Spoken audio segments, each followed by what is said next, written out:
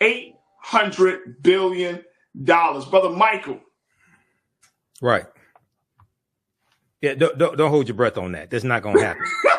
That's more than 2.5 times the annual budget of California. The annual budget is $300 billion.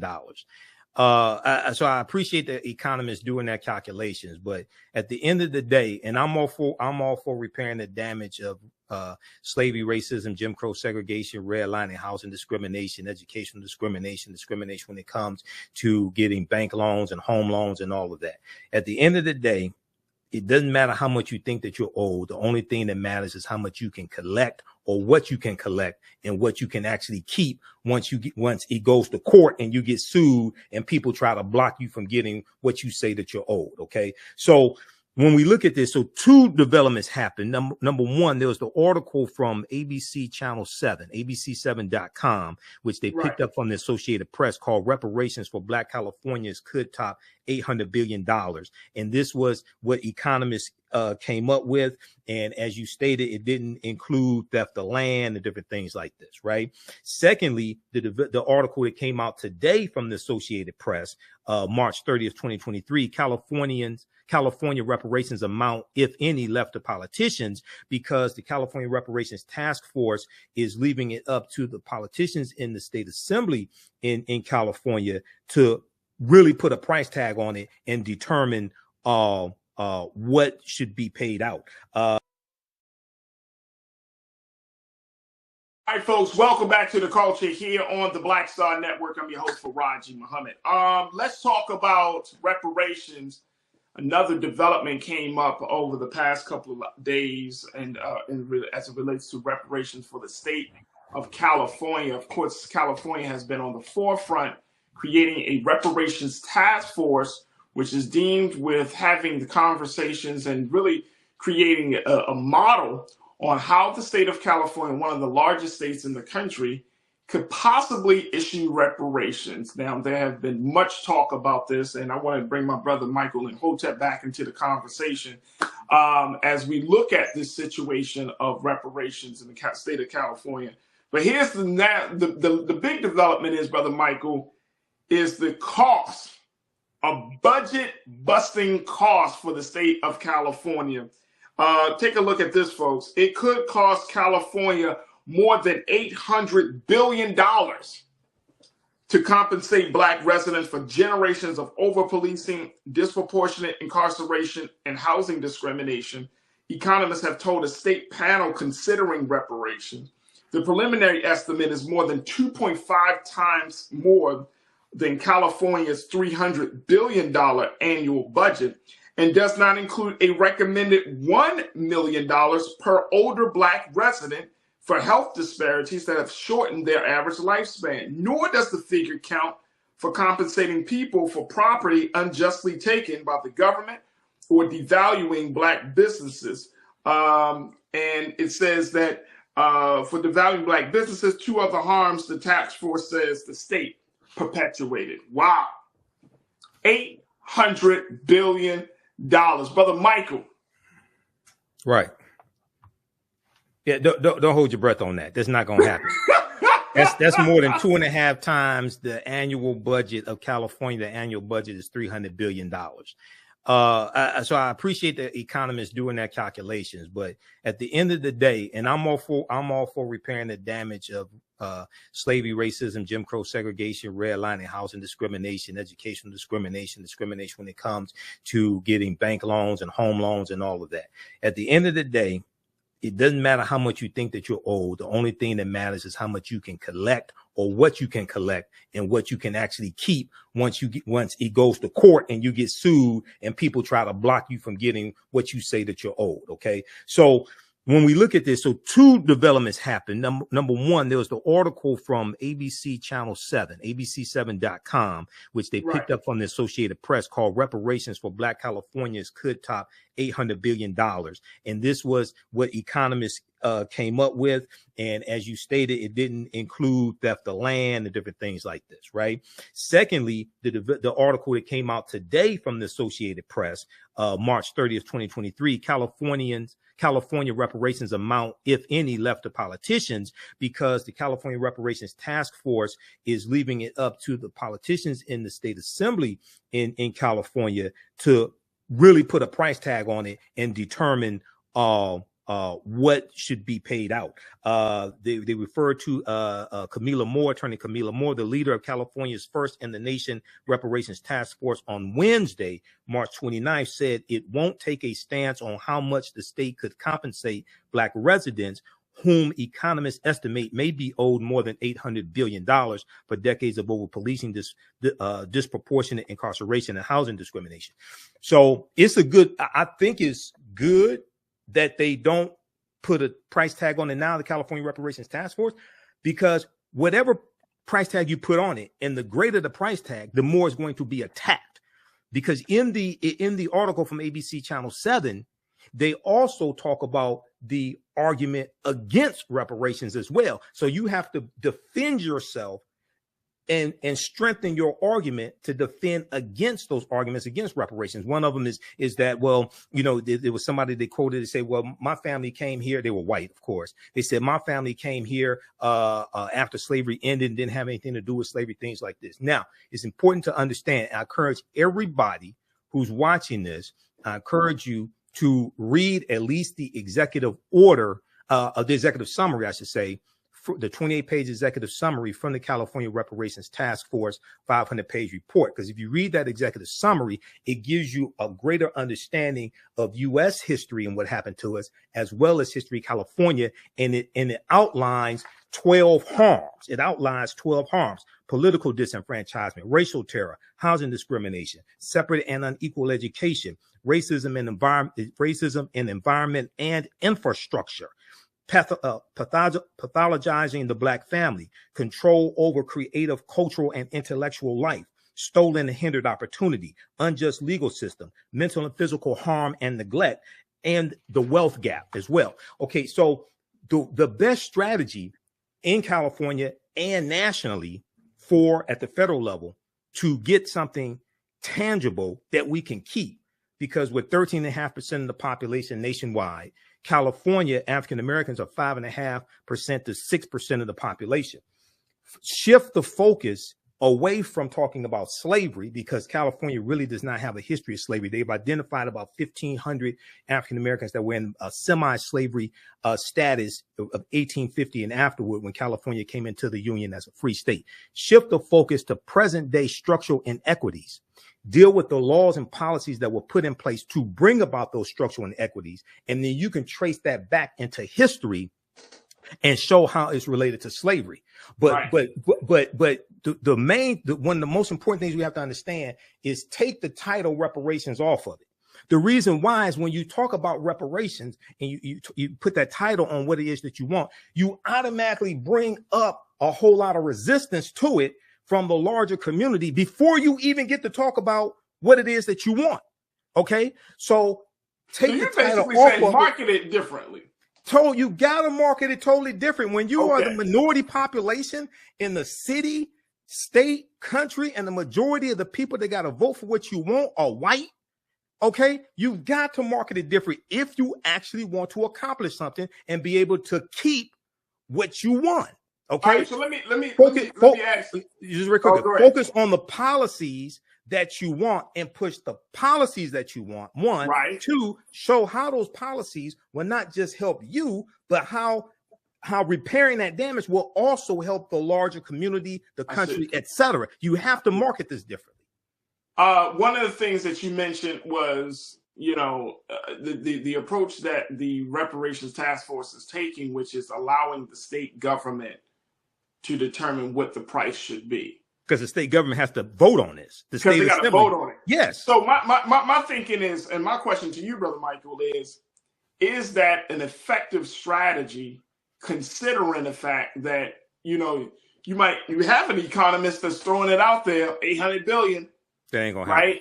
Yeah, I don't think that's going to happen either. I mean, the state is not going to give up more 2.5 times more of its budget for a single group of people. For 5.5% of the population of California, 6%? Hell no. Just like in California, that's not, and just like in San Francisco. Okay.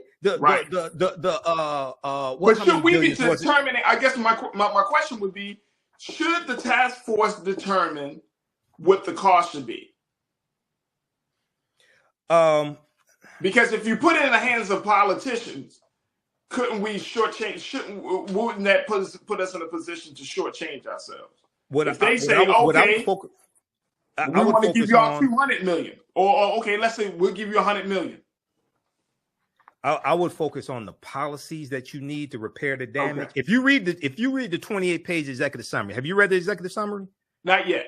Read it. If you read the 28-page executive summary, those different harms that I talked about, they go through and explain those harms, how they took place in California, and how they harmed African Americans.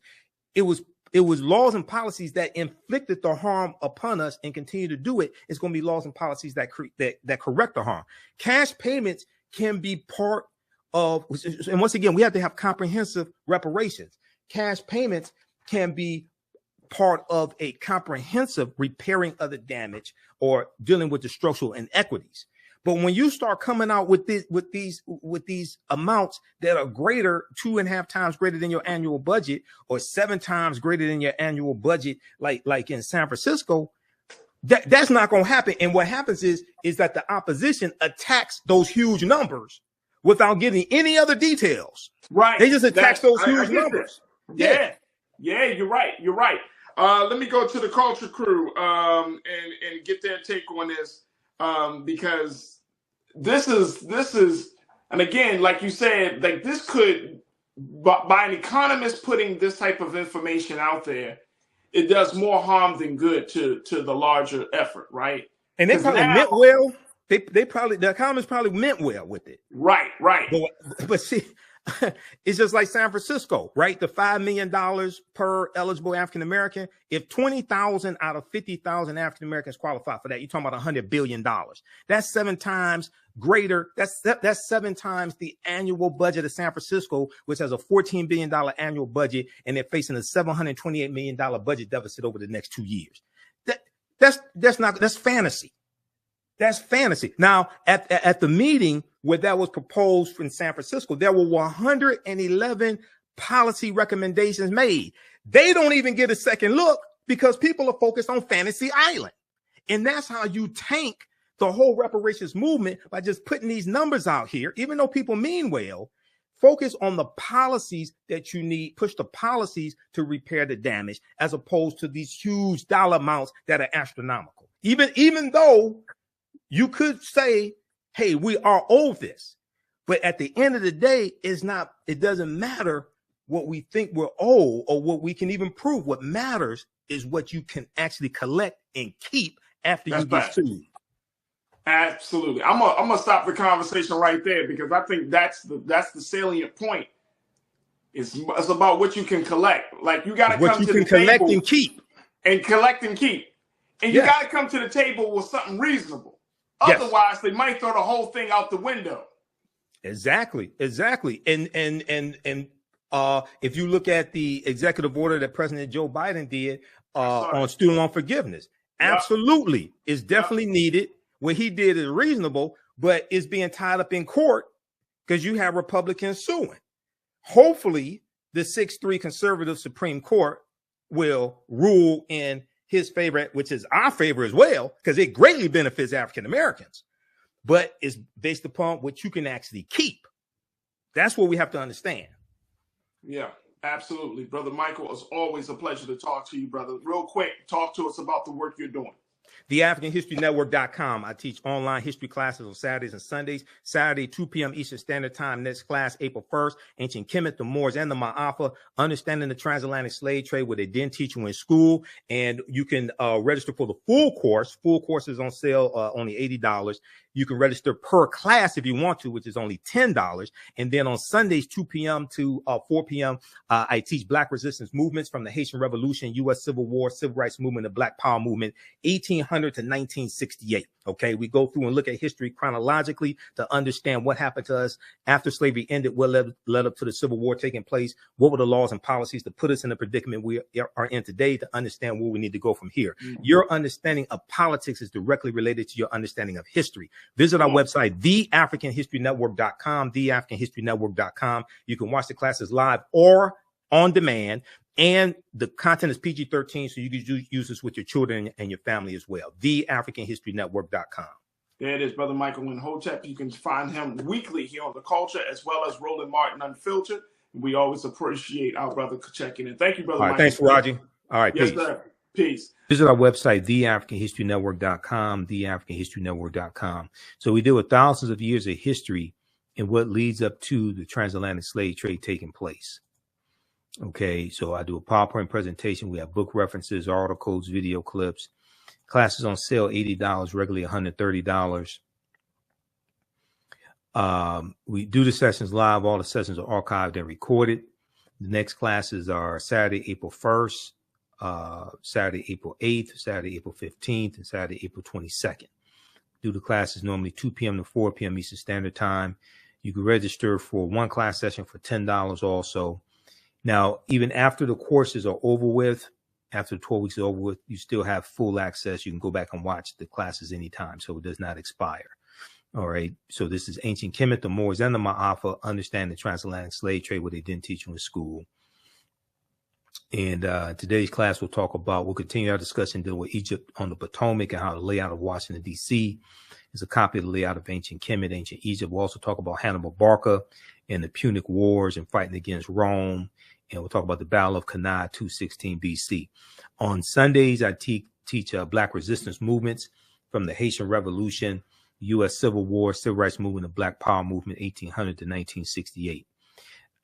So we're doing that Sunday, April 2nd, Sunday, April 9th, April 16th, April 23rd, okay, 2 p.m. to 4 p.m. Eastern Standard Time. So register for that class as well.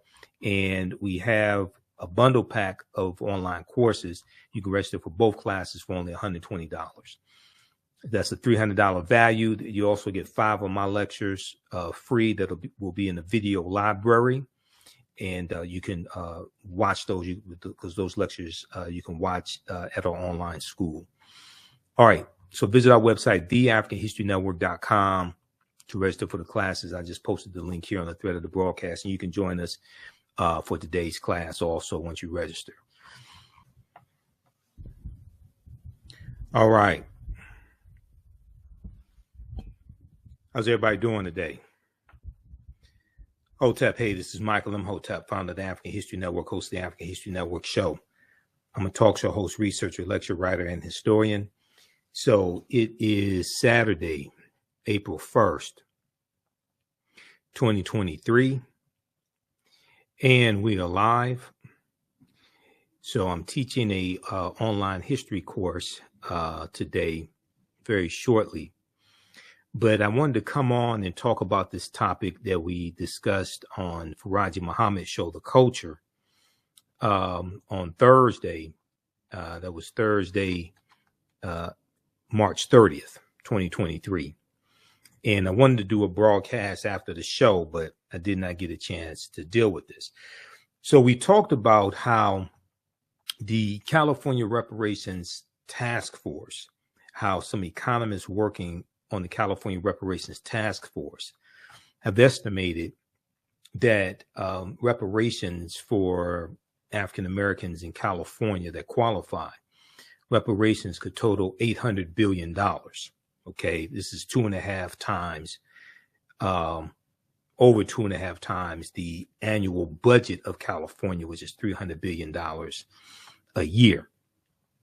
So I want to look at a couple articles that we talked about, specifically the one from the Associated Press from Thursday, March 30th, that breaks this down so we can get a better understanding of this and stop dealing with a lot of fantasy also. Okay, we're also going to briefly look at the executive summary of the 28-page, the executive summary of the 500-page study that the Reparations Task Force released June 1st, 2022.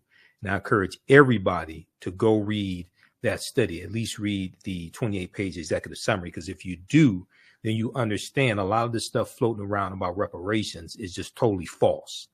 And it comes from a lack of understanding of history and law.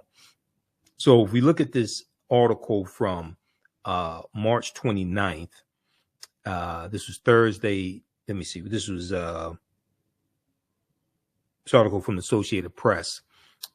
California reparations amount, if any, left to politicians.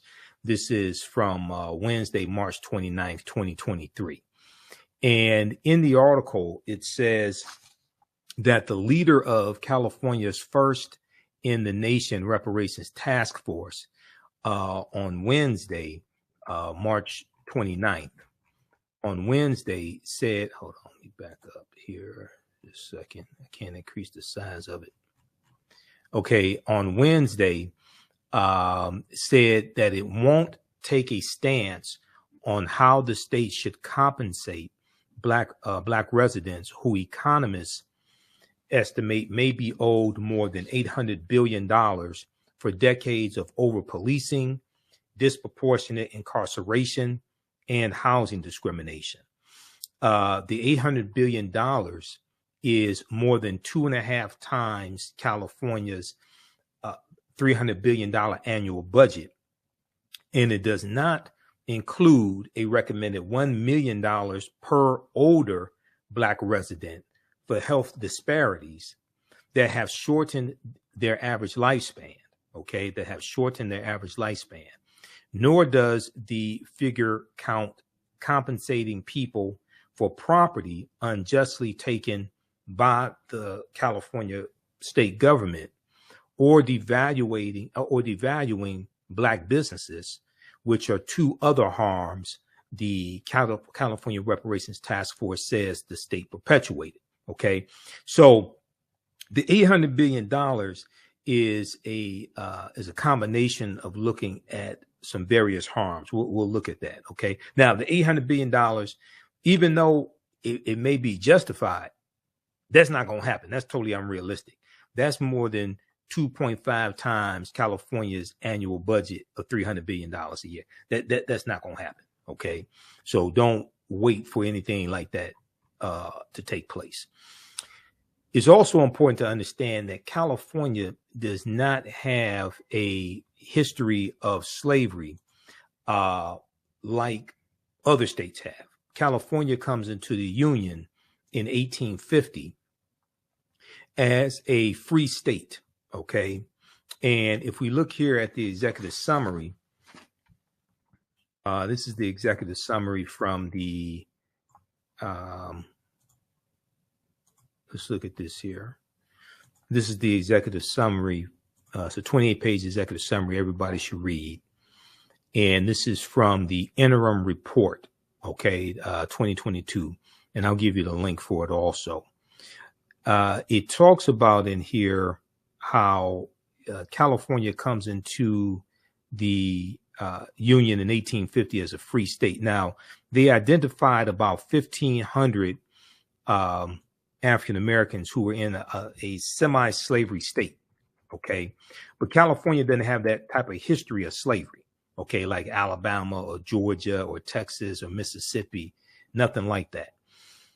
California does have a rampant history of voter suppression, housing segregation, redlining, theft of land, segregation when it comes to schools, discrimination when it comes to getting bank loans, all different types of things like this. And the report lays out 12 harms as well. And you need laws and policies to correct those harms. Okay, so we'll come back to this. This was page, what page was that of the executive summary? Page 7 of the executive summary. And the executive summary alone is an excellent history lesson. Okay, now, if we look at this article here, if we go back to this. So Thomas Kramer, who was a public policy professor at the University of Connecticut, told the California Reparations Task Force panel on Wednesday, March 29th, he said all forms of discrimination should be considered in reparations. The task force should feel free to go beyond our loss estimates, and determine what the right amount would be. Okay, now, Black residents may not receive cash payments anytime soon. There's no may there. They're not going to receive cash payments anytime soon, if ever, because the state legislature and Governor Gavin Newsom will ultimately decide whether any reparations are to be paid. The task force faces a July 1st, 2023 deadline to recommend the forms of compensation to be awarded and who should receive it, along with other remedies to repair the harm, Now, the chair of the California Reparations Task Force is attorney Camila Moore.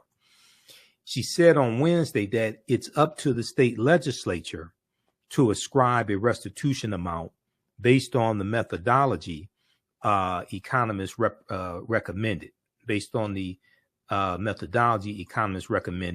and which the task force approved on Wednesday. Now, she said the task force is pretty much done regarding the compensation component.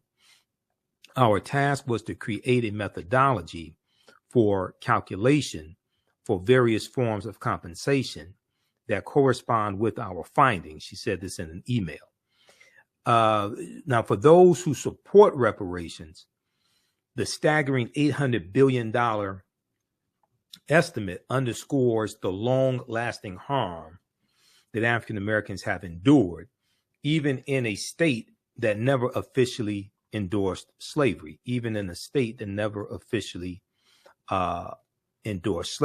Also, right around 1849, when Peter Burnett was governor of California, he was the first governor of California. He came from Oregon because he was the governor of Oregon also. They tried to ban all free African Americans in the state of California. Now, that didn't work, but they attempted to do that also. Now, several people who gave public comment Wednesday spoke of the urgent need to pay Black Americans for all that was taken from them. Charlton Curry of Sacramento, California, who discusses reparations on his Big C Sports podcast, said, my family came from the South because they were running for their lives. They were fearful of being lynched just for voting. He said cash payments are necessary. Money talks. He said, noting that white people benefited from free U.S. government land through the 1862 Homestead Act, and Japanese Americans incarcerated during World War II and Jewish Holocaust victims received payments. We talked about Japanese Americans. That was approximately 82,250 of them that got a one-time payment of $20,000 that did not go to descendants of Japanese Americans. That only went to those who were still alive, who had been put into the internment camps between basically 1941 and 1945, or who had to flee or something like that. So it only went to a fraction of the Japanese Americans in this country. Jewish Holocaust victims are receiving reparations, or what they're receiving is a pension, but that's coming from the German government. That's not coming from the U.S. government. The Homestead Act of 1862 gave away land. It was 160 acres of land, but you had to maintain that land for 5 years and you had to pay the taxes on that land, and you had to make the structural improvements on that land. After 5 years, you can keep the land. So it wasn't totally free land. If we look at the Homestead Act, and we teach about this in my Sunday class, where we deal with Black resistance movements from the Haitian Revolution, U.S. Civil War, Civil Rights Movement, and Black Power Movement, 1800 to 1968. And you can register for my online classes at our website, theafricanhistorynetwork.com, theafricanhistorynetwork.com. On Saturdays, I teach ancient Kemet, the Moors, and the Ma'afa, understanding the transatlantic slave trade, what they didn't teach you in school. So we have another session of that class that I'm teaching today as soon as I finish with this broadcast. So we'll start about 2:30 p.m. Eastern Standard Time. So we'll give you information about that also.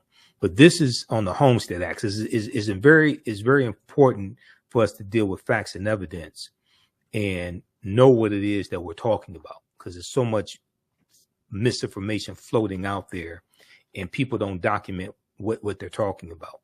So this comes from history.com, the official website of the History Channel.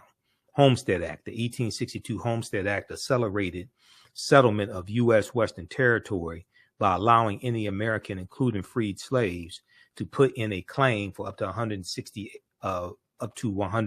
free acres of federal land. Okay, now the most former slaves are going to be shut out of this, even though you're going to have a few that get it, but most of us were shut out of this. Now, the Homestead Act signed by President Abraham Lincoln granted Americans 160-acre plots of public land for the price of a small filing fee. For the price of a small filing fee, the Civil War era act, considered one of the United States' most important pieces of legislation, led to westward expansion and allowed citizens of all walks of life, including the formerly enslaved, women, and immigrants, to become landowners. Okay, that's in theory. What was the Homestead Act? In a July 4th, 1861 speech, President Abraham Lincoln told the nation the purpose of America's government was to evaluate the condition of men, to lift artificial burdens from all shoulders, and to give everyone an unfettered start and a fair chance in the race of life, end quote. Now, he followed through with the passage of the Homestead Act, which remained active for 124 years until it was repealed in 1976 and resulted in 10% of U.S. land, or 270 million acres, to be claimed and settled. So they gave away land for over 100 years with the Homestead Act. The incentive to move, okay, let me scroll down. I'll go past this. But to achieve this, thousands of Native Americans were forced from their lands and onto Indian reservations to make way for homesteaders. Okay, now, requirements for the Homestead Act. To make a claim, homesteaders paid a filing fee of $18, a $10 fee to make a temporary claim on the land, $2 for commission to the land agent, and an additional $6 final payment to receive an official patent on the land. Land titles could also be purchased from the government for $1.25 per acre following 6 months of proven residency. Additional requirements included 5 years of continuous residence on the land, building a home on the land, farming the land, and making improvements. So these were requirements to be able to take advantage of the Homestead Act and keep the land. It wasn't just free land given. People say that when you go read the details, you see that wasn't just free land given. Now, homesteaders who had to be the head of a household or 21 years of age had to certify that they had never borne arms against the United States. So that means they were not part of the Confederacy that took up arms against the Union. Also needed 2 neighbors or friends to attest to the government that they had fulfilled the requirements. Union soldiers could shave off time served in the U.S. Civil War from the 5-year residency requirement. Okay. So read the rest of this here, but it's important when people say, oh, they just gave away free land. No, that's not exactly what happened there. There were requirements, and you had to build a house on that land. You had to pay the registration fee. You had to make improvements on that land. Also, you had to farm on that land. Now, it was a huge deal. It was a good deal. And we largely got discriminated from being able to take advantage of that land after we were the ones who grew the crops, tilled the land, things like this for 246 years. But I want to make it clear that wasn't just free land given away as oftentimes it is described. Okay, now, if we go back to this article here from the Associated Press,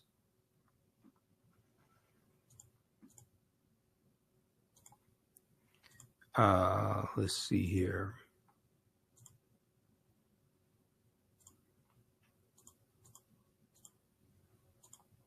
Let me grab the article again.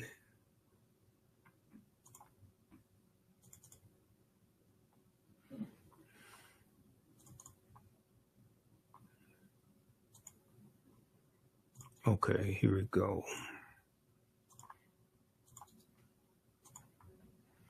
All right.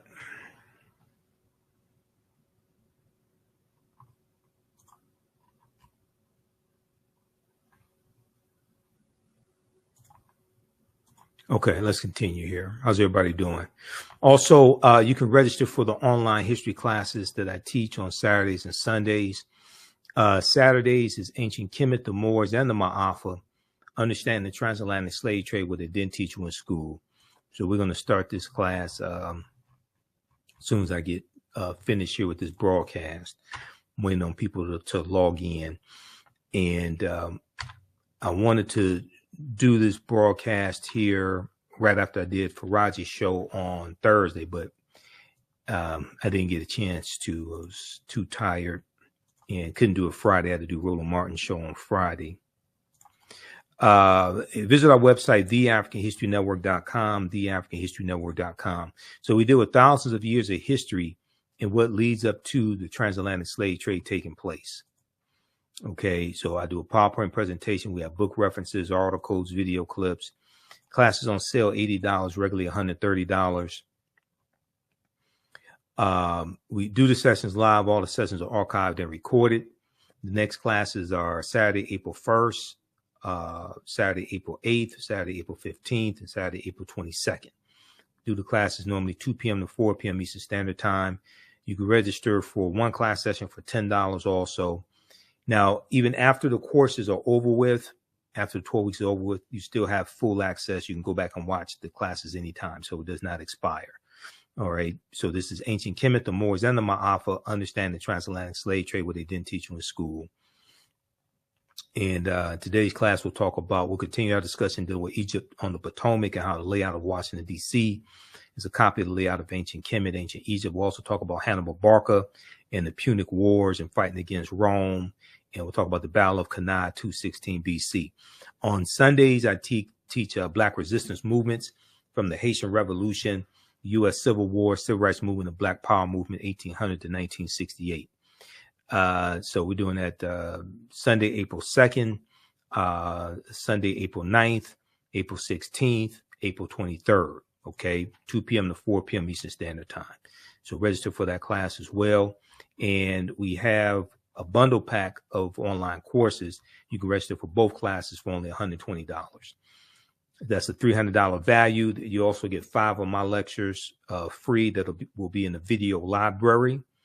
And you can watch those because those lectures you can watch at our online school. All right. So visit our website, theafricanhistorynetwork.com, to register for the classes. I just posted the link here on the thread of the broadcast, and you can join us for today's class also once you register. Okay. Let me go back to this article here. And unfortunately, most of this stuff floating around about reparations is just blatantly false, not just California, but just in general. And too many of our people don't understand history. This is why it's important to read the study from the California Reparations Task Force. Because if you actually read that study, especially if you only read like the 28-page executive summary, you realize how much of this history you don't understand. Okay. Because they go through, lay it out, and they lay out 12 harms as well that are the result of laws and policies. And these are harms that you have to pass laws and policies to correct. Okay, now,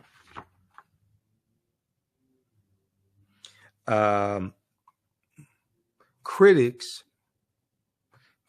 pin their opposition to reparations to California partly on the fact that California was never a slave state, and say current taxpayers could not be responsible for damage linked to events that germinated hundreds of years ago.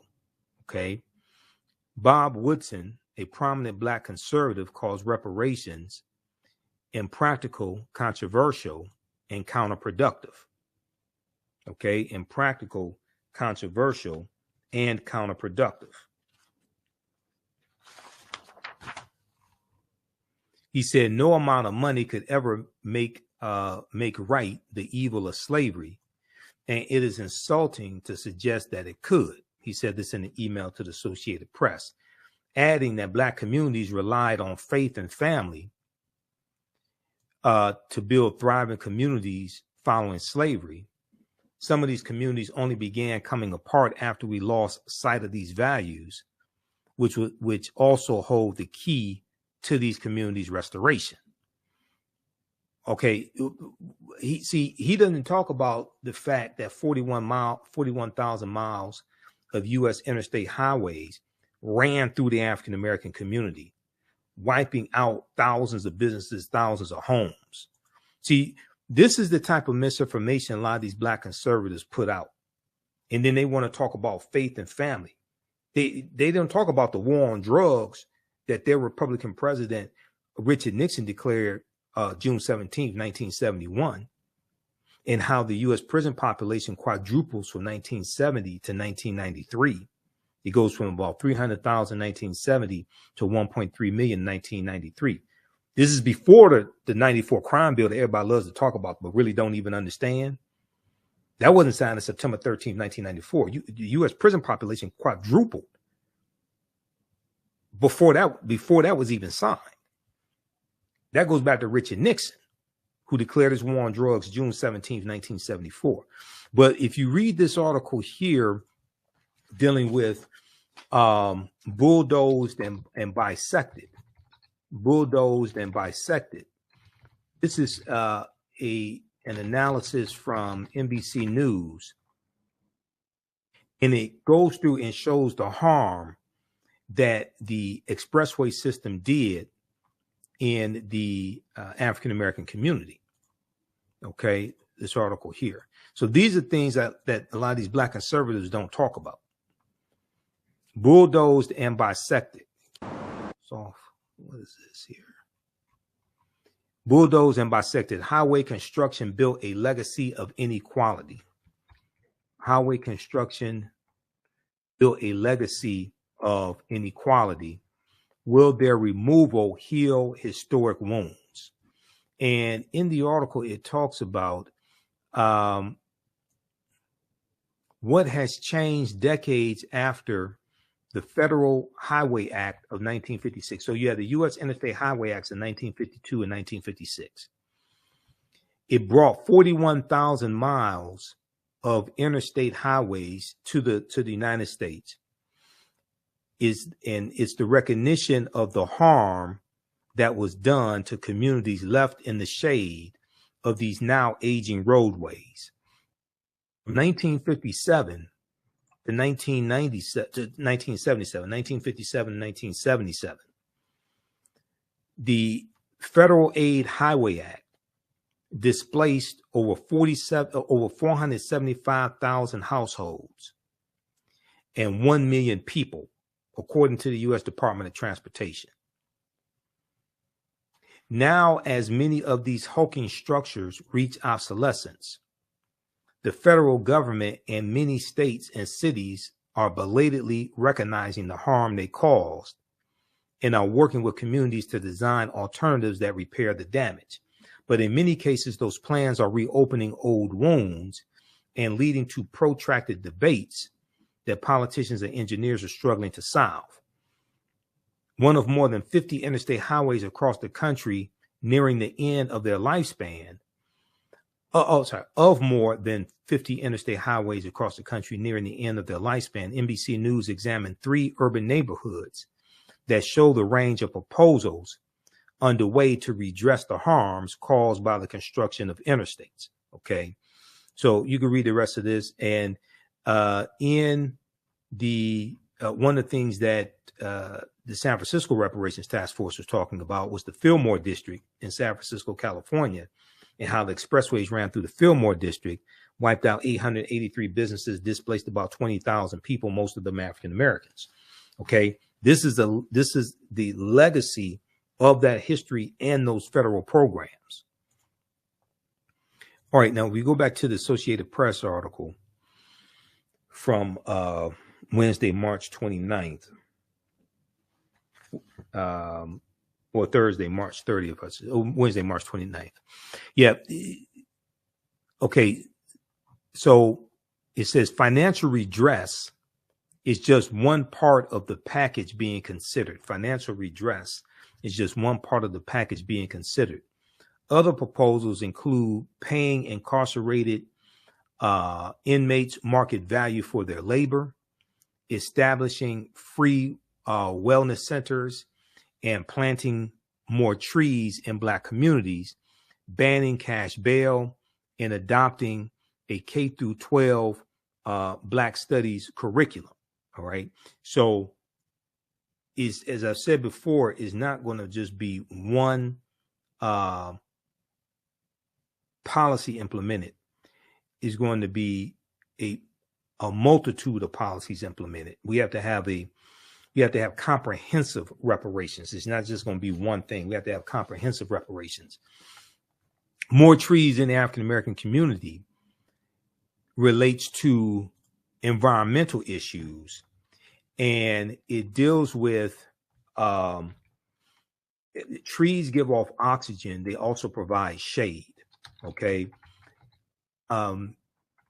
This deals with how suburban communities are more likely to have more trees. They have cleaner air, generally speaking. When you have more shade, it lowers the temperatures, like even on hot days. It lowers the temperatures in the neighborhood, which reduces your energy costs overall, generally speaking. So you don't have to use as much energy to keep your homes cool, etc. In African American communities, inner cities, you have more concrete with less trees. And the concrete like absorbs heat, and it causes an increase in the temperatures in those areas. So there is a, let me pull this up here.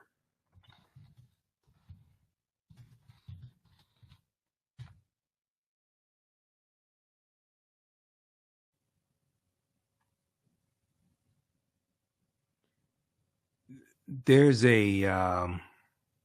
some articles I've seen on this.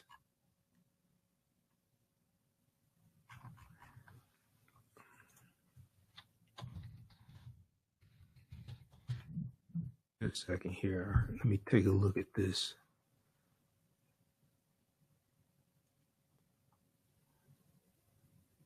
Okay, so for instance, if we look at this article from NPR, National Public Radio, from January 14th, 2020. This is why it's important. You have to understand history to understand the laws and policies put in place that inflicted the harm, to know what has to be repaired, to understand the damage that has to be repaired. All right. So for instance, let's look at this. Racist housing practices from the 1930s linked to hotter neighborhoods today. Racist housing practices from the 1930s linked to hotter neighborhoods today. January 14, 2020, NPR.org, National Public Radio, by Meg Anderson. In cities around the country, if you want to understand the history of a neighborhood, you might want to do the same thing you do to measure human health. Check its temperature. That's what a group of researchers did. And they found that neighborhoods with higher temperatures were often the same ones subjected to discriminatory, race-based housing practices nearly a century ago. What we're dealing with when we talk about repairing this damage of a legacy of slavery, decades of Jim Crow segregation, redlining, housing discrimination, expressways, voter suppression, school segregation, etc. We are dealing what we see today with the structural inequities. We are dealing with the cumulative effect of decades of policies. We're dealing with the cumulative effect today of decades of policies. So it was laws and policies that put us in this predicament. Is going to be laws and policies that get us out of it. All right. So a group of researchers found that neighborhoods with higher temperatures were often the same ones subjected to discriminatory race-based housing practices nearly a century ago. In a study of 108 urban areas nationwide,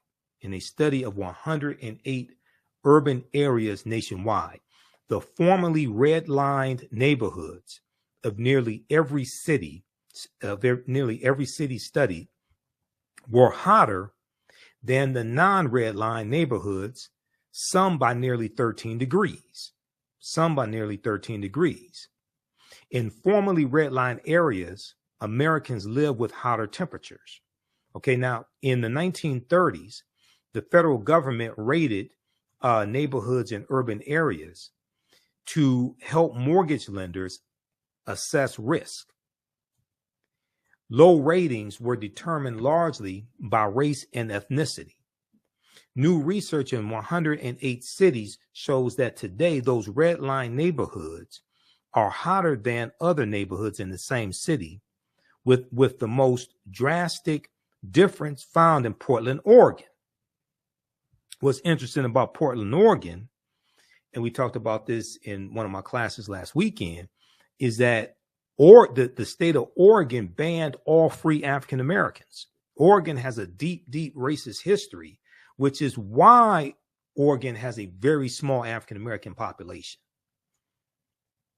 Oregon at one point banned all free African Americans. Okay. Then you also have the 1844 Black exclusion laws in Florida, in Oregon as well.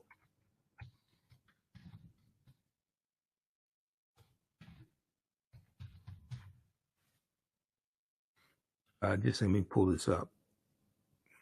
Okay, so if we look at this article from Equal Justice Initiative, EJI.org,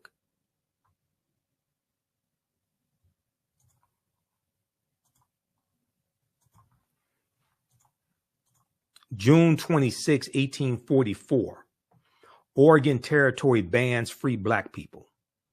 June 26, 1844, Oregon Territory bans free Black people.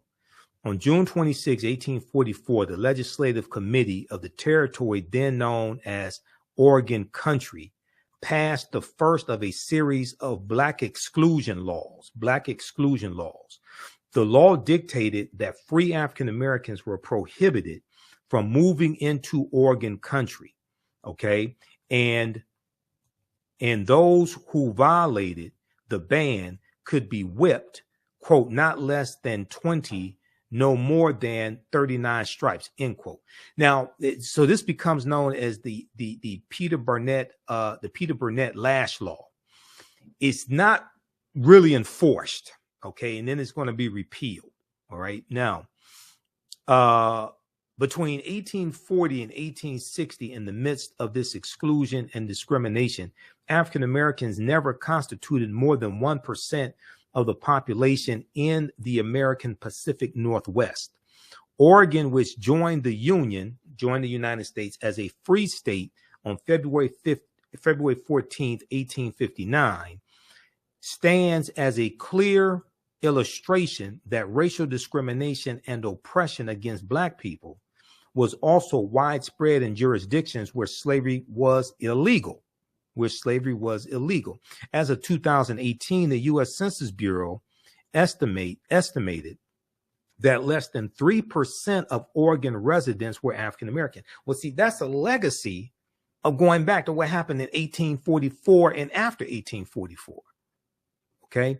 Now, the preamble to a later exclusion law passed in 1849 explained legislators' beliefs that, quote, it would be highly dangerous to allow free Negroes and mulattoes to reside in the territory, the Oregon Territory, or to intermix with Indians, instilling feelings of hostility toward the white race.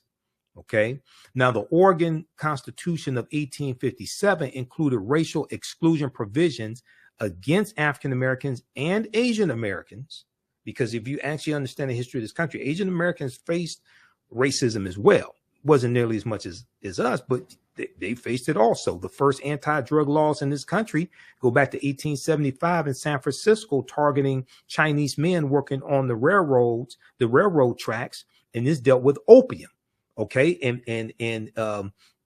there was a fear that these Chinese men, if they were high on opium, they would seduce white women. Okay, so when you go study this history, you study like the Chinese exclusion laws of 1882, and different things like this. Asian Americans faced discrimination in this country also. Now, not as much as African Americans, but yes, there's a documented history of that. All right, so read the rest of this article here. Oregon Territory bans free Black people, June 26, 1844. Then if we look at, there was another one here from the Washington Post.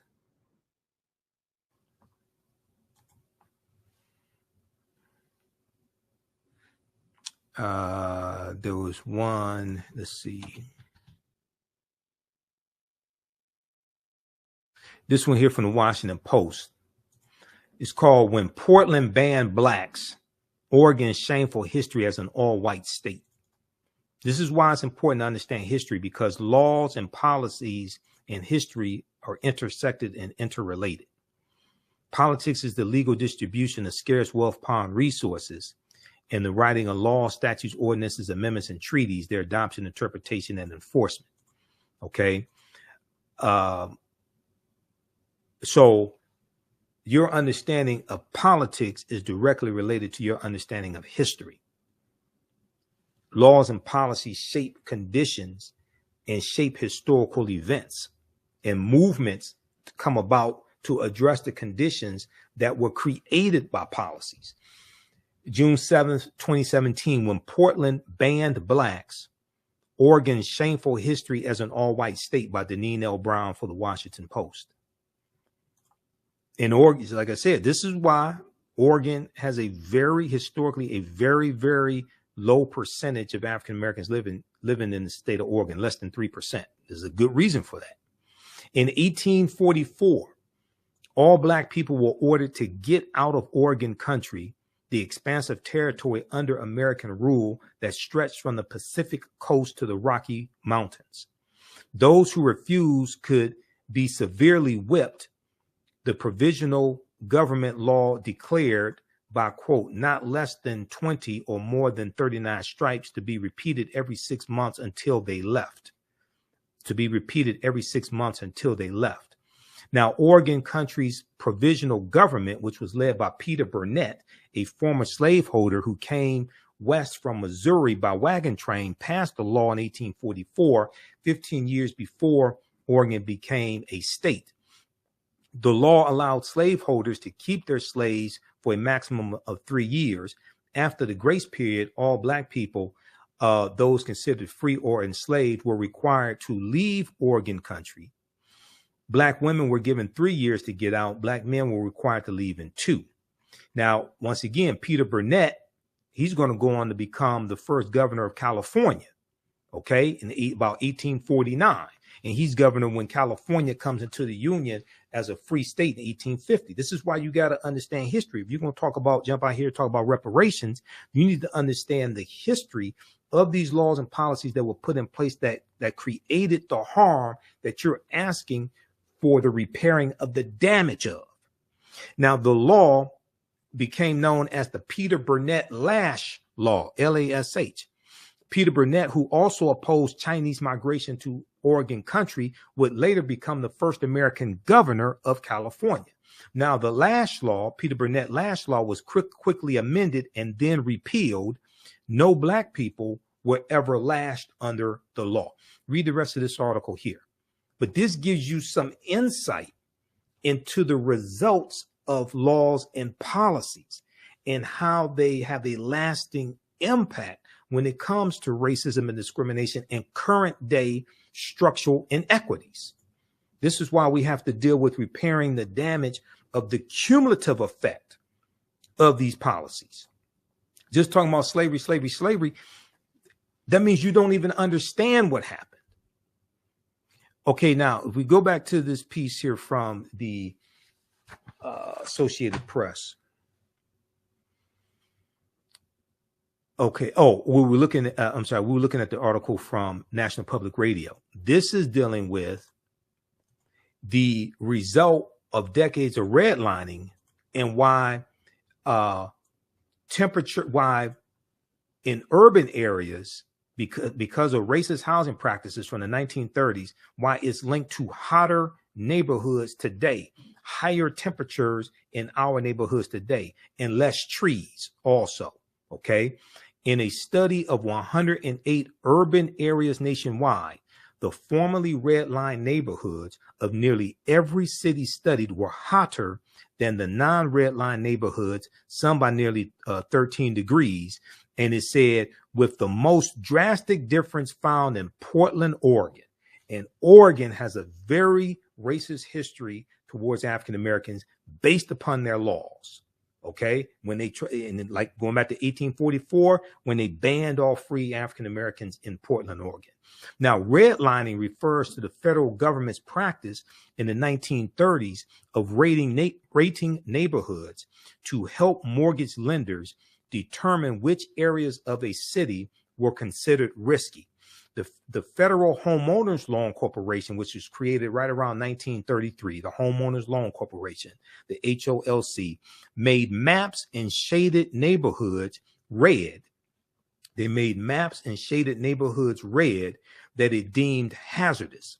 That risk level was largely based on the number of African Americans and immigrants living in those neighborhoods.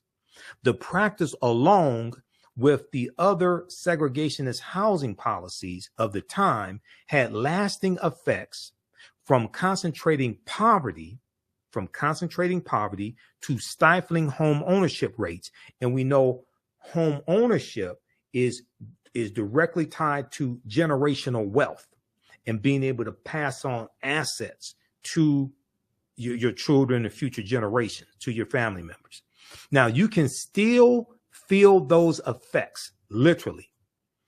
Nearly 90 years after those maps were created, redline neighborhoods are hotter than the highest rated neighborhoods by an average of almost 5 degrees. Nearly 90 years after those redlining maps were created, redline neighborhoods are hotter than the highest rated neighborhoods by an average of almost 5 degrees, according to the research from Portland State University, the Science Museum of Virginia, and Virginia Commonwealth University. Okay. Now, Vivek Chandas, a professor of urban studies and planning at Portland State University, who co-authored the study, said it's like stepping into a parking lot from a park. You would feel that relatively quickly. It was very surprising when we saw that it was a pattern that we were seeing consistently across the country. It was very surprising when we saw that it was a pattern that we were seeing consistently across the country, end quote.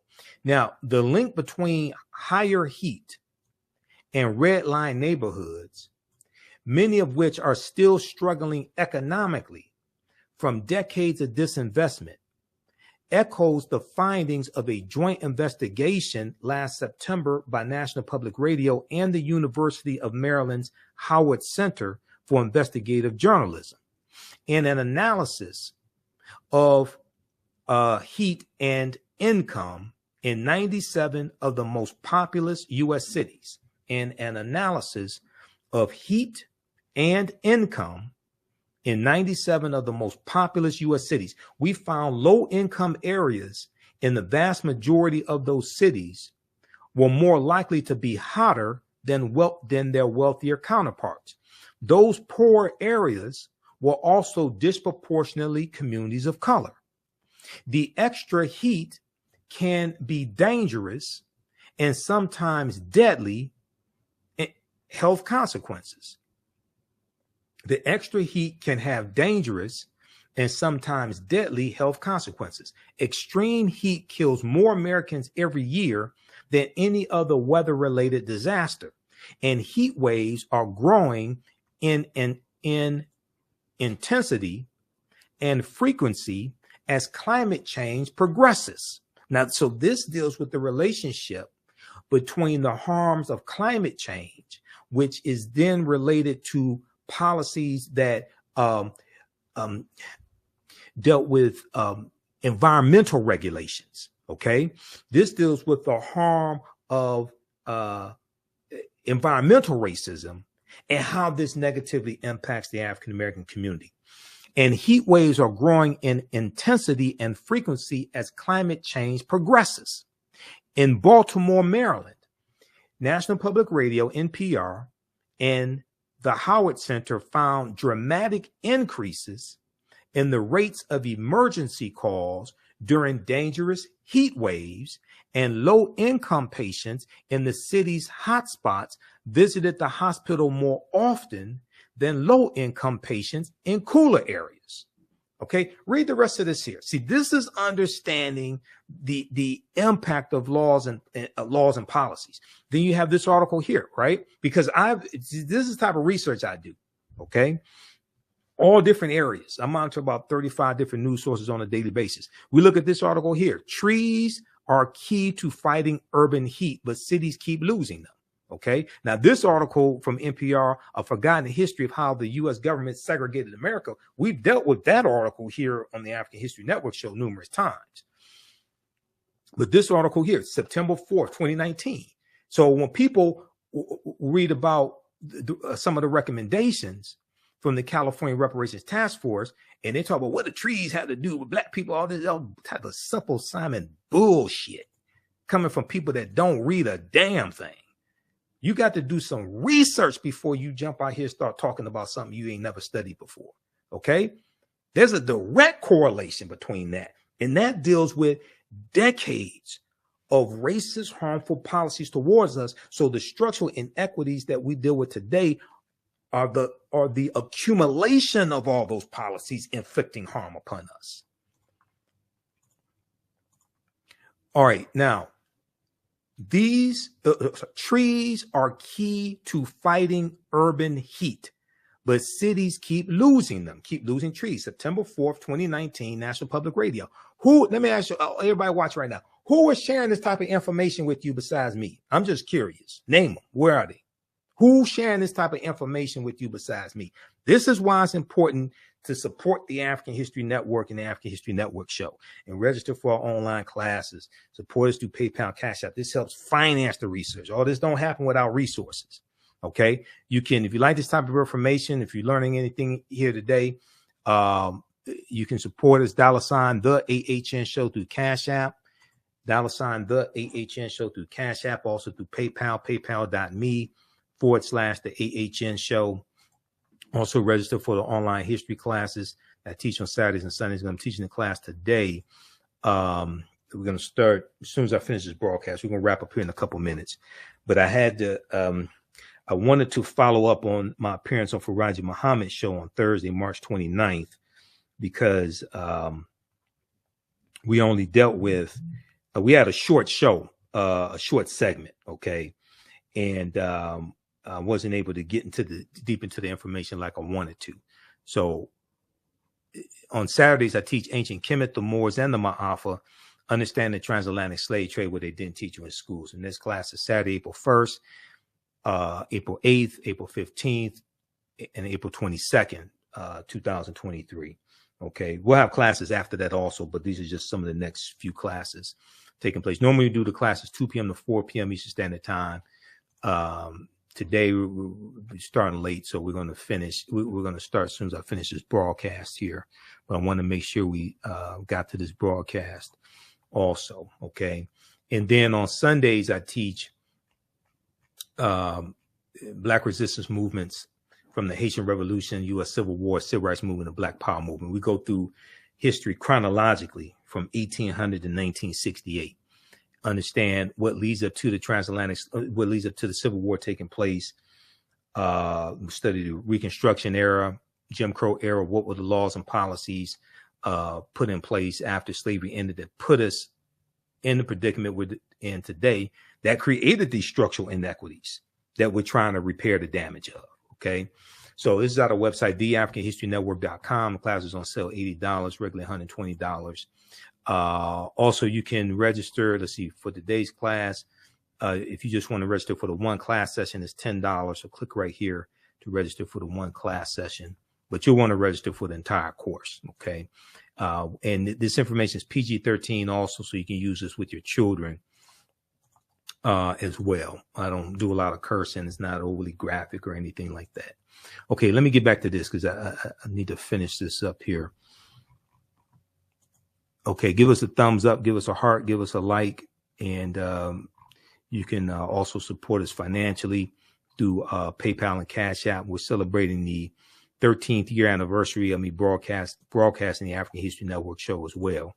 So I first broadcasted March 10th, 2013. I'm sorry, March 10th, 2010.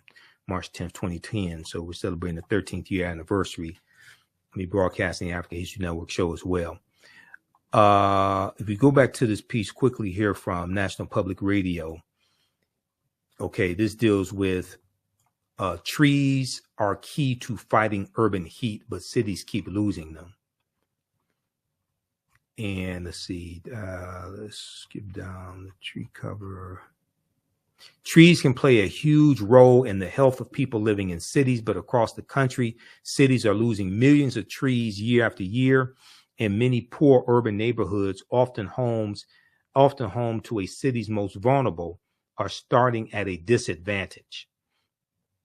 Jad Daly, president and CEO of the nonprofit organization American Forests, said if we show you a map of tree canopy in virtually any city in America, we're also showing you a map of income.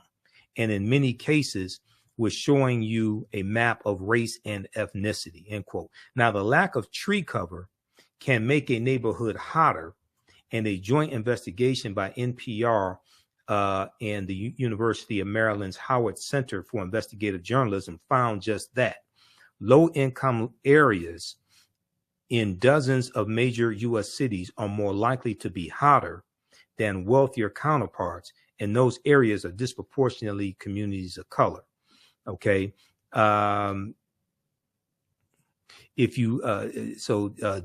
went on to say, if you live in an area in cities that is seeing more extreme heat days, but you don't have tree cover to cool down your neighborhood, that can literally be a life or death issue.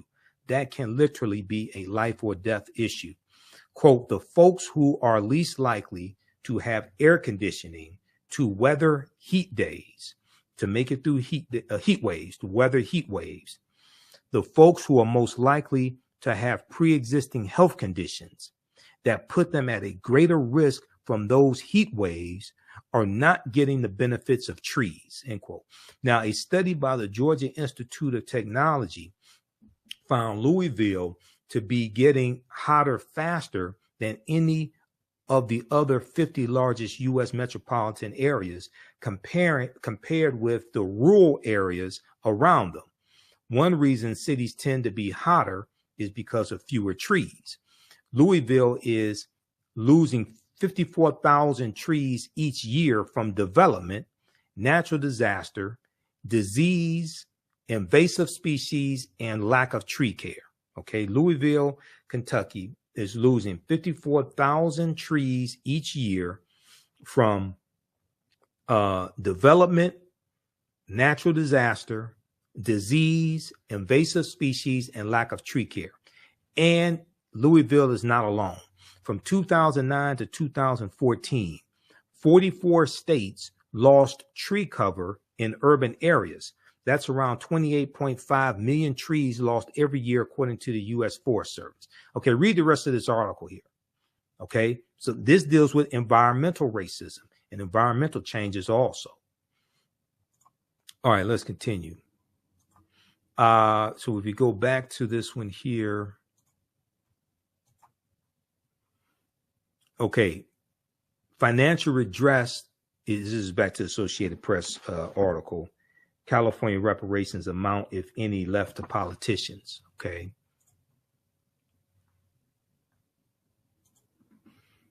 Financial redress is just one part of the package being considered.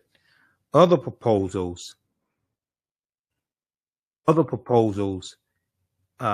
include paying incarcerated inmates market value for their labor, establishing free wellness centers, and planting more trees in Black communities, banning cash bail, and adopting a K-12 Black studies curriculum, which is extremely important because most of our people don't understand history. Most Americans don't understand history, but especially most African Americans, unfortunately, don't understand history. Now, reparations talks are stalled at the federal level, but the idea flourished in California as well, as U.S. cities and counties following the death of George Floyd at the hands of Minneapolis police. Governor Gavin Newsom signed the legislation in 2020, creating the Reparations Task Force. Okay, now, let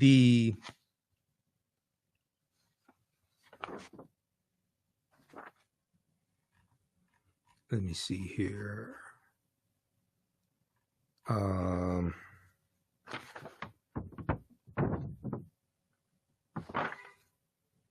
Where is this? Ooh, did they cut out something in this article? Hold on. Look at that.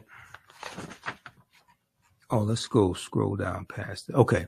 The $800 billion estimate in California includes a $246 billion to compensate eligible Black Californians whose neighborhoods were subjected to aggressive policing and prosecution in the war on drugs from 1970 to the year 2020, from 1970 to 2020.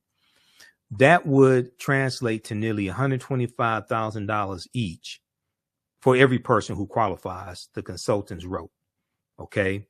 The $800 billion estimate in California includes $246 billion to compensate eligible Black Californians whose neighborhoods were subjected to aggressive policing and prosecution in the war on drugs from 1970 to 2020.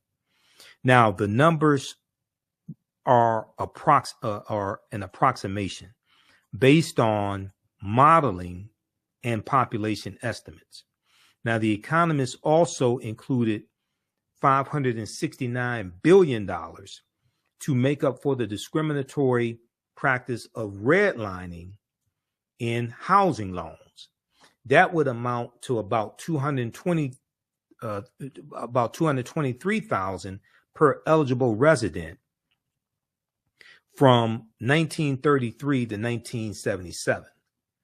The $569 billion is considered a maximum, and it assumes that all 2.5 million Californians who identify as Black would be eligible.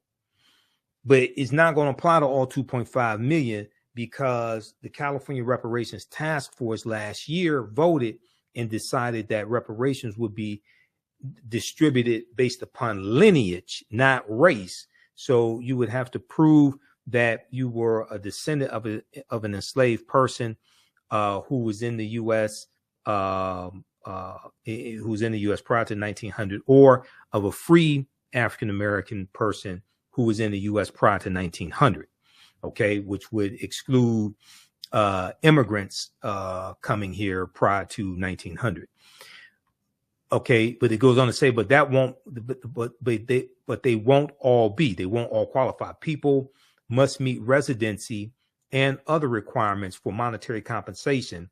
They also must be descendants of enslaved and free Black people in the U.S. as of the 19th century, which leaves out Black immigrants. The task force on Wednesday, March 29th, also endorsed methodologies for devaluation of Black businesses and unjust property takings.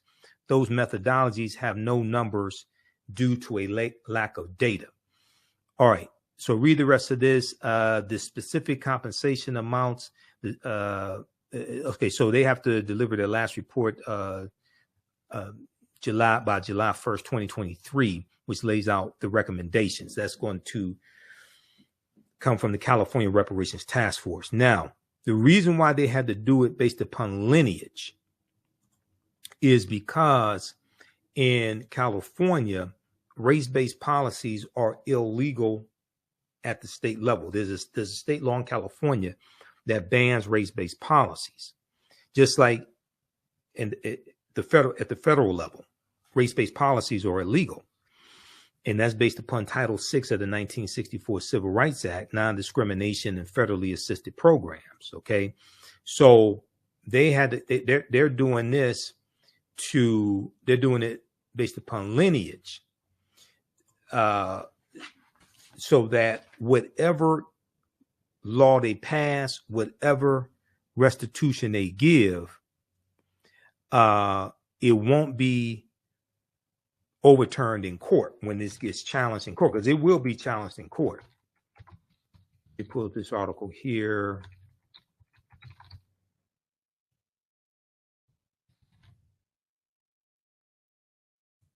See, California Reparations Task Force calls for comprehensive reparations. This is June 1st, 2022. And there was also another one.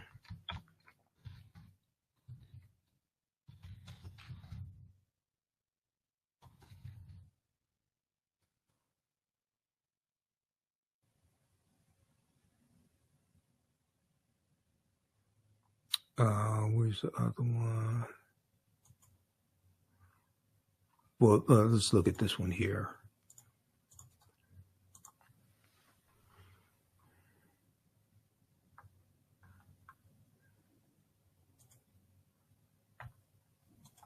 You can look at this article here.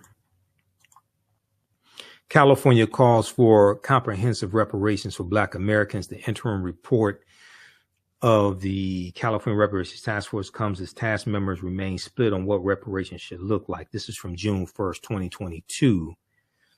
And in a 500-page report released Wednesday, a legislatively mandated task force argues that the present-day wealth gap between Black and white Americans in California and the rest of the country is the direct result of slavery, Jim Crow laws, redlining, and other government policies that locked Black Americans into failing schools and over-policed communities.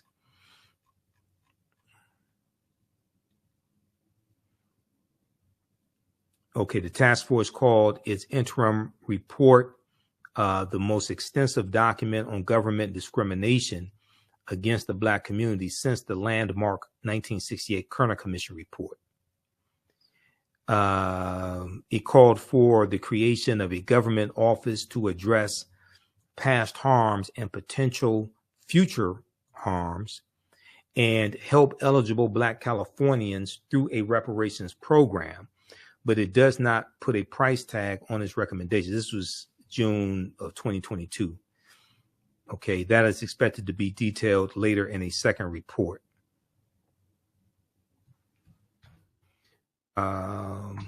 Let me see something here.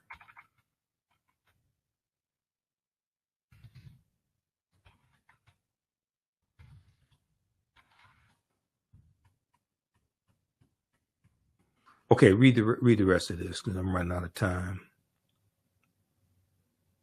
Yeah, the report also cites the extensive history of sundown towns in California communities that prohibited Black Americans from living within their boundaries.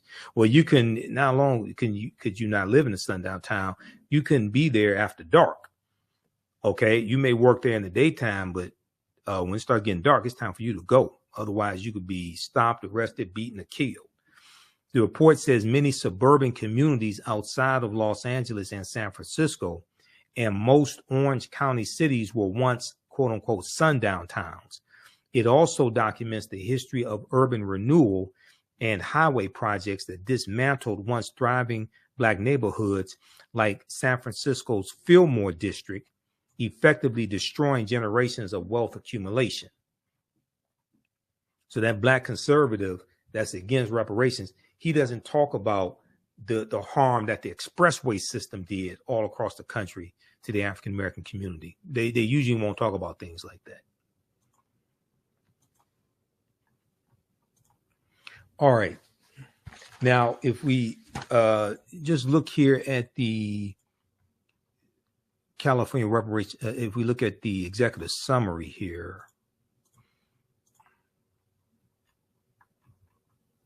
it's a 28-page executive summary.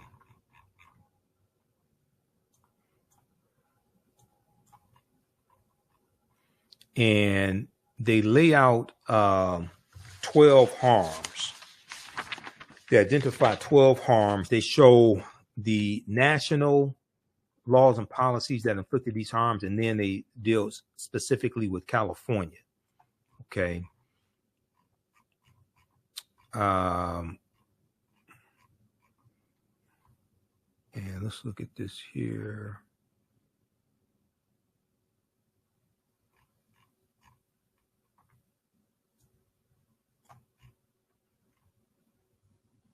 Despite California entering the Union in 1850 as a free state,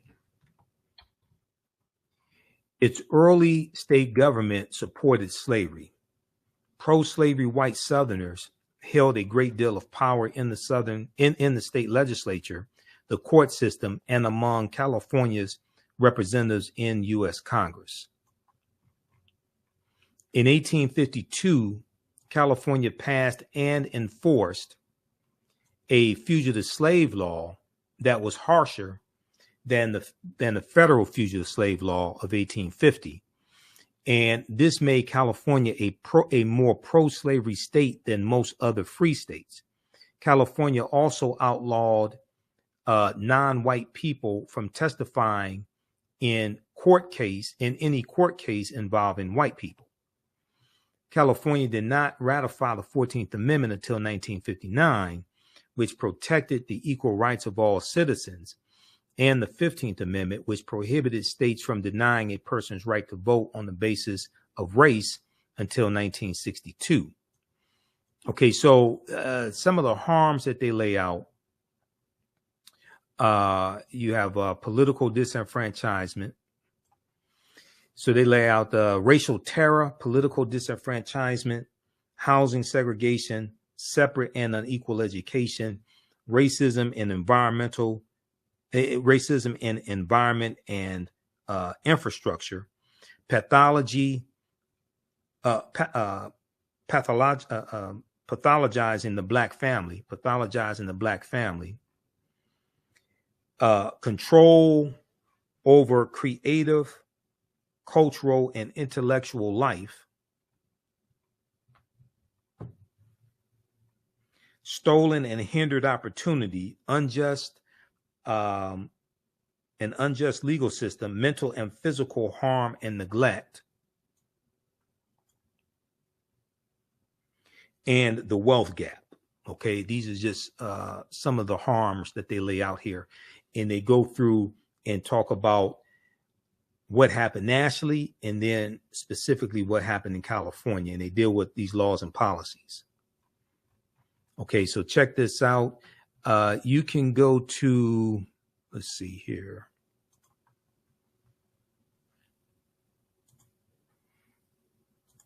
If you go to, this is the office of the Attorney General, Rob Bonta of California. You go to this website here,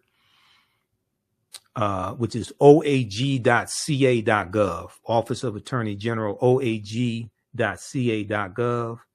So Rob Bonta, Attorney General, reparations reports. Okay, this is task force to study and develop reparation proposals. Let's see, let's click right here.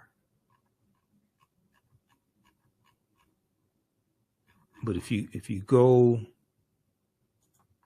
look at this here, reparations reports, you scroll down, it lists the full interim report, which is 500 pages, the executive summary, key findings, and preliminary recommendations.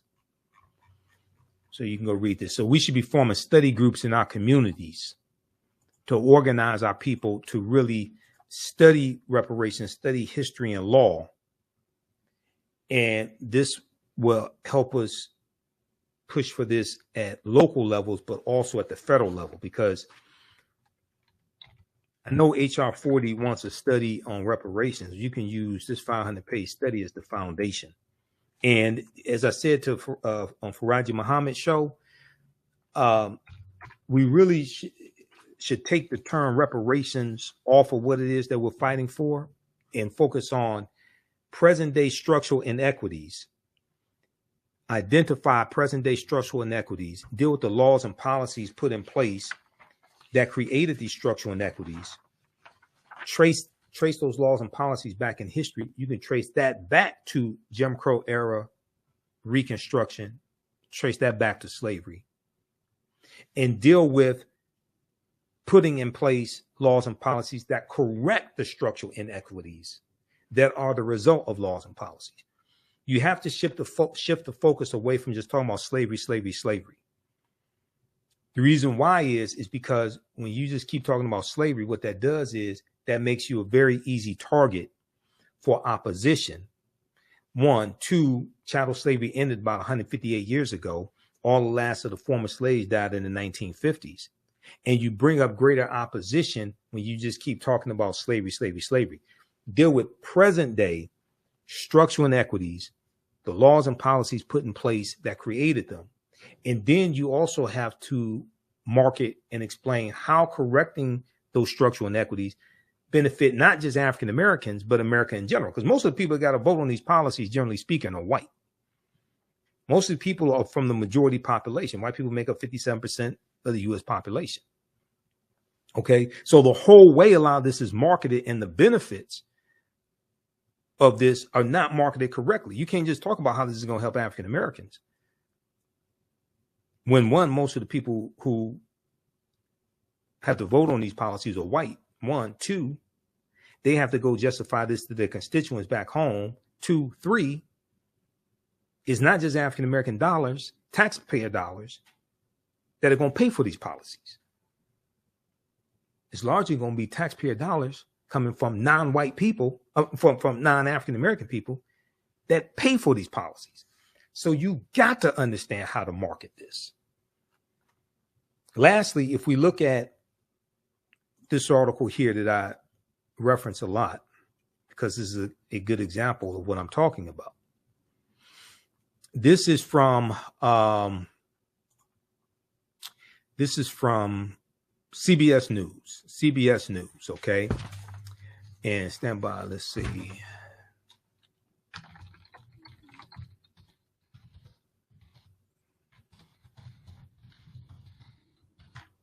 Okay, this is from CBS News. This deals with how the U.S. economy has lost $16 trillion over a 20-year period of time. And it's due to racism. Okay, so this is why we have to do the research and understand what it is that we're talking about. Okay, the root concept of reparations deals with the repair, the damage of something. You have to analyze the history of what happened and the damage that was done to understand the laws and policies that had to be put in place to repair the damage. Okay, just cutting a check does not address correcting those laws and policies. Those laws and policies will still be in place, inflicting harm after you spend the money. Okay, racism has cost the U.S. $16 trillion Citigroup fines, September 23rd, 2020. Okay, from CBSnews.com. And let me close out all these damn ads keep popping up. America could have been $16 trillion richer if not for inequities in education, housing, wages, and business investment between Black and white Americans over the past 20 years, new research concludes. The study released this week by Citigroup is the latest in a body of research that attempts to quantify the economic impact of systemic racism. These are things that we have to talk about, quantifying the economic impact of systemic racism and showing that evidence. Citigroup arrived at a $16 trillion figure after estimating that, one, Black workers have lost $113 billion in potential wages over the past 2 decades because they could not get a college degree.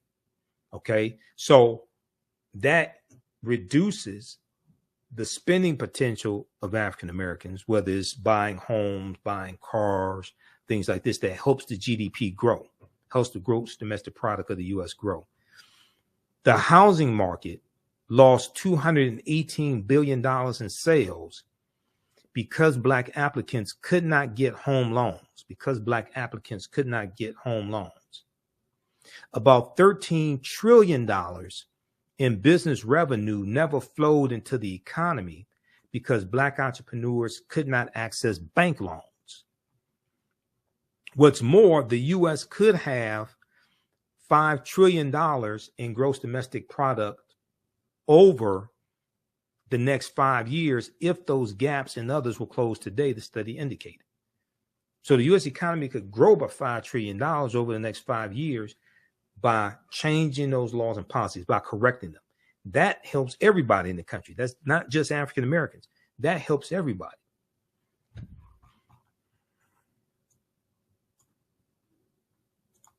All right, so check out this article. Racism has cost the U.S.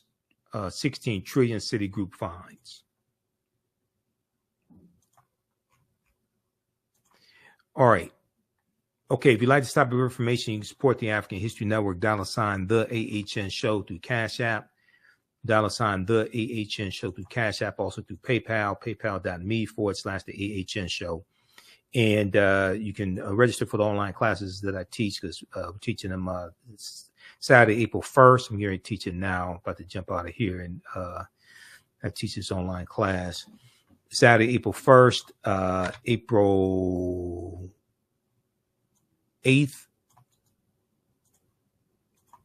April 8th, 15th, and 22nd.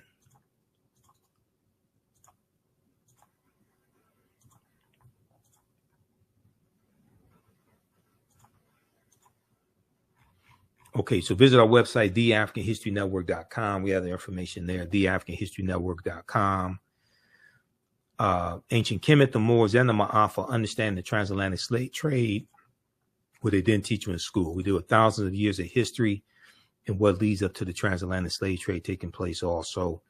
And then Sundays, I teach from the Civil War to the Civil Rights Movement, Black resistance movements, from the Civil War, Civil Rights Movement, Black Power Movement, and Haitian Revolution, 1800 to 1968. All right, look, we have to get out of here. Remember, the African History Network, we focus on educating, empowering, and inspiring people of African descent throughout the diaspora.